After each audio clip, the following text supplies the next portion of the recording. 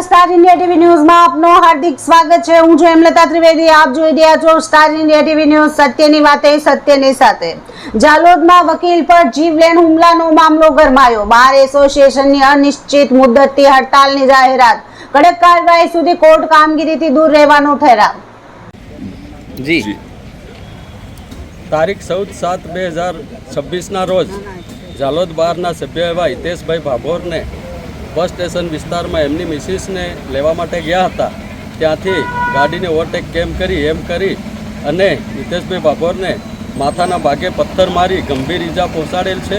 અને તે બાબતે અમોએ જાલોદના ડીવાયએસપી સાહેબ પટેલ સાહેબને મળેલા અને પટેલ સાહેબે અમને કીધેલું કે હું રથયાત્રાના બીજા દિવસ કે ત્યાં સુધીમાં હું આરોપીને પકડી લાવીશ અને કલમમાં સુધારો કરીશ। એવો કલમમાં આજ દિન સુધી કોઈ સુધારો કર્યો નથી કે આરોપીને પકડેલા નથી। જે બાબતે અમે આજ રોજ જ્યાં સુધી આરોપીને પકડી ના લાવે અને કલમમાં સુધારો ના થાય અને બસ સ્ટેન્ડ વિસ્તારના સીસીટીવી ફૂટેજ મેળવે નહીં ત્યાં સુધી અમે અચોક્કસ મુદતની હડતાલ પર તમામ વકીલો છે। આજે જાલોદ બહારના છે, પૂરા જિલ્લા દાહોદ જિલ્લાના બહારમાં પણ આજ રોજ ઠરાવ કરેલો છે। અને અમે જો આરોપીને પોલીસ તાત્કાલિક પકડે નહીં તો અમે ઉગ્ર આંદોલન કરીશું અને અચોક્કસ મુદતની હડતાળ પર ચાલુ રહીશું। કઈ કલમ હેઠળ આપ ડિમાન્ડ કરી રહ્યા છો? હવે જે માથાના ભાગે ઈજા થયેલી છે, જે ઈજા થઈ છે એ ગંભીર પ્રકારની છે, 4 ટાંકા આવેલા છે। એટલે એ કલમમાં સુધારો થાય, કેમ કે એમને જે પોલીસે કલમ લગાવી છે એ ફરિયાદીની ફરિયાદ મુજબ ફરિયાદ પણ લીધેલી નથી અને ઈજા પામનારનું નિવેદન પણ એમના કહેવા મુજબ લીધેલું નથી। આપનું નામ? મારું નામ રમેશભાઈ રાવત છે, જાલોદ બાર પ્રેસિડેન્ટ। અને હવે પછીના જે કંઈ કાર્યક્રમો કરવાના થાય તેમાં આ દાહોદ જિલ્લામાં પ્રચલિત એવી કે લોકો જાણતા છે અને જાણે છે કે ભાઈ એવું કહેવામાં આવે છે કે હુરીનો સડાવો કર્યો હાળી પોલીસ એટલે એનો મતલબ એમ થાય છે કે અમે આજ સડાવો ખાલી કર્યો છે। જ્યારે સડાવો કર્યો અને જ્યારે વીજળી પડે ત્યારે કંઈક અલગ થાય અને વરસાદ પડે ને જે કંઈ વાતાવરણ બદલાય એનું પણ તમામ જવાબદારી જાલોદના પીએસઆઈ, પીઆઈ અને ડીવાયએસપીની છે। અમારી કોઈ જવાબદારી રહેતી નથી। જાલોદ બસ સ્ટેશન વિસ્તારમાં વકીલ હિતેશભાઈ ભાભોર પર થયેલા જીવલેણ હુમલાના બનાવને લઈને જાલોદ બાર એસોસિએશન એક્શનમાં આવ્યું છે।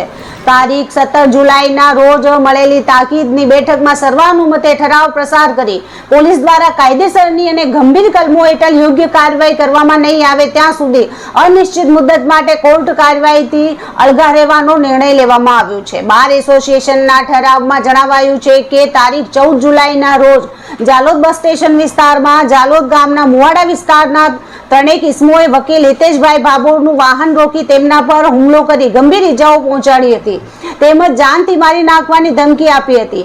આ અંગે જાલોદ પોલીસ સ્ટેશનમાં એફઆઈઆર નોંધાઈ હોવા છતાં ફરિયાદી દ્વારા રજૂ કરાયેલી હકીકત મુજબની ગંભીર કલમો દાખલ કરવામાં આવી નથી તેમજ ઇજાગ્રસ્તના નિવેદનો પણ યોગ્ય રીતે નોંધાયા નથી તેવી રજૂઆત કરવામાં આવી છે। ઠરાવમાં વધુમાં જણાવાયું છે કે બનાવ સ્થળના સીસીટીવી ફૂટેજ એકત્રિત કરવામાં આવ્યા નથી તેમજ હુમલામાં મદદગારી કરનાર અન્ય આરોપીઓને પણ ગુનામાં સામેલ કરવામાં આવ્યા નથી। આ તમામ મુદ્દાઓ અંગે યોગ્ય કાયદેસરની કાર્યવાહી થાય ત્યાં સુધી જાલોદ બાર એસોસિએશન કોર્ટ કાર્યવાહીથી દૂર રહેશે અને તમામ કેસો જે તે સ્ટેજ પર યથાવત રાખવા માટે નામદાર કોર્ટને જાણ કરવામાં આવશે। પોલીસ ફરિયાદ મુજબ વકીલ હિતેશભાઈ તેમની પત્ની સાથે એક્ટિવા પર બસ સ્ટેશનથી કલા દર્શન સોસાયટી સ્થિત ઘરે જઈ રહ્યા હતા। તે દરમિયાન બસ સ્ટેશન બહાર ચોકડી પાસે નીતિનભાઈ મહેશભાઈ વસૈયા અને તેની સાથેના 2 અજાણ્યા શખ્સોએ તેમની એક્ટિવાનો રસ્તો રોકી ગાળાગાળી શરૂ કરી હતી। વિરોધ કરતા મુખ્ય આરોપીએ પથ્થર વડે તેમના માથામાં હુમલો કર્યો હતો જ્યારે અન્ય 2 શખ્સોએ તેમને પકડી ગરદાપાટુનો માર માર્યો હતો। હુમલાખોરોએ આજે તો તેને છોડવાનું નથી, પતાવી દેવાનું છે કહી જાનથી મારી નાખવાની ધમકી પણ આપી હોવાનું ફરિયાદમાં નોંધાયું છે। હુમલામાં ઇજાગ્રસ્ત બનેલા વકીલ હિતેશભાઈને પ્રથમ જાલોદ સરકારી હોસ્પિટલમાં સારવાર આપવામાં આવી હતી, ત્યારબાદ વધુ સારવાર માટે ખાનગી ઓર્થોપેડિક હોસ્પિટલમાં ખસેડવામાં આવ્યા હતા। ઘટનાની જાણ થતાં જાલોદના વકીલો મોટી સંખ્યામાં પોલીસ સ્ટેશન પહોંચ્યા હતા અને આરોપીઓ સામે કડક કાર્યવાહી કરવાની માંગ કરી હતી. વિશ્વસનીય સૂત્રોના જણાવ્યા મુજબ દાહોદ જિલ્લા બાર એસોસિએશન સહિત જિલ્લાના વિવિધ તાલુકા બાર એસોસિએશનનું પણ જાલોદ બાર એસોસિએશનની હડતાલને સમર્થન આપે તેવી ચર્ચા ચાલી રહી છે. જો કે આ અંગે સત્તાવાર જાહેરાત થવાની બાકી છે. જાલોદ પોલીસે ગુનો નોંધી તપાસ શરૂ કરી છે. પોલીસ સૂત્રોના જણાવ્યા મુજબ મુખ્ય આરોપીઓની શોધખોળ માટે વિવિધ ટીમો કાર્યરત કરવામાં આવી છે, પરંતુ સમાચાર લખાય છે ત્યાં સુધી આરોપીઓ પલાયન હોવાનું જાણવા મળ્યું છે. વકીલ મંડળ હવે સમગ્ર ઘટનામાં ઝડપી અને કડક કાયદેસરની કાર્યવાહી થાય તેવી માંગ પર અડગ રહ્યું છે. Star India TV news Jhalod reporter Pankajbhai Pandit, જિલ્લા દાહોદ.